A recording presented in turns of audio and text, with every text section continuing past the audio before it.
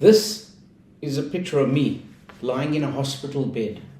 I just had a serious knee operation. As you can see, the left leg is very bandaged. But right on the bottom of the leg, you can see like an orange bandage, or what looks like a bandage. That orange bandage is actually a device that contracts and releases, contracts and releases. It has a continuous motion that helps against clotting. One of the major risks with an operation like this is that you have blood clots. So this is a small but very important device. Soon after the operation ended, the nurse came in and put this around my leg. I didn't feel any of that movement that I was expected to feel. In fact, I didn't really know what that was for initially. After a while, I called the nurse in and I said, "What is this meant to be doing? Because I can't feel anything. Is it because I'm still sedated?" And she said, "You're not feeling anything? That should be the contracting and releasing." And had a look and saw that this device, although it was around my leg, hadn't been plugged in, hadn't been turned on. And she made a comment like, "I don't know who put this on you, but they didn't do it correctly." So here's the thing. The person who put it on without understanding why they're putting it on.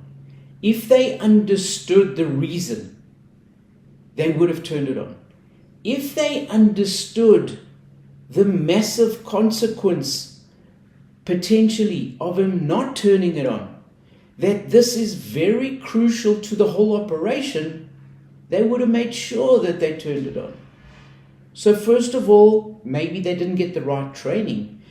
But second of all, they definitely didn't understand the why. They didn't understand the reason why they were doing it.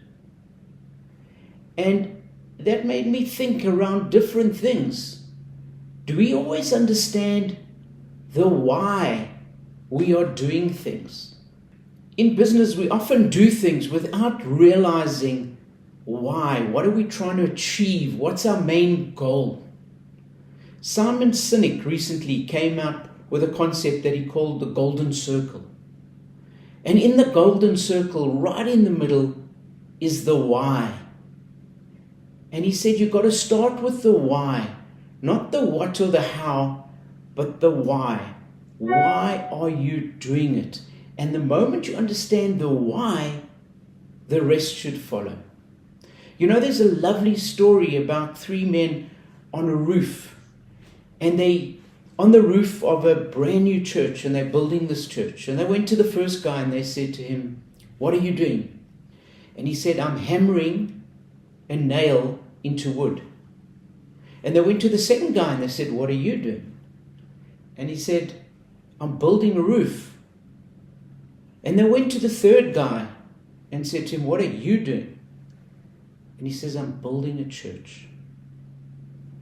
The motivation from the guy that just feels like all he's doing is banging a nail into wood is very different to the motivation of the guy who believes that he's building a holy temple.